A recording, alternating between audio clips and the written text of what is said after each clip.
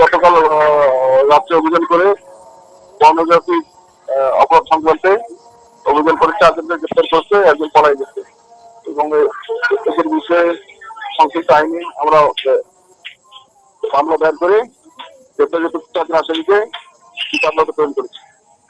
বাকি তো 50 আসামি আছে, তাকে গ্রেপ্তার লেখা আমাদের জানা পড়তে হবে।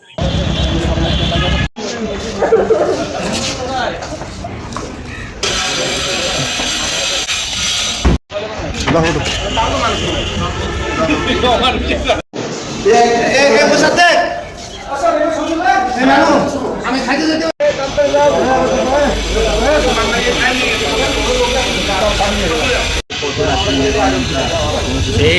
এই যে মানুষ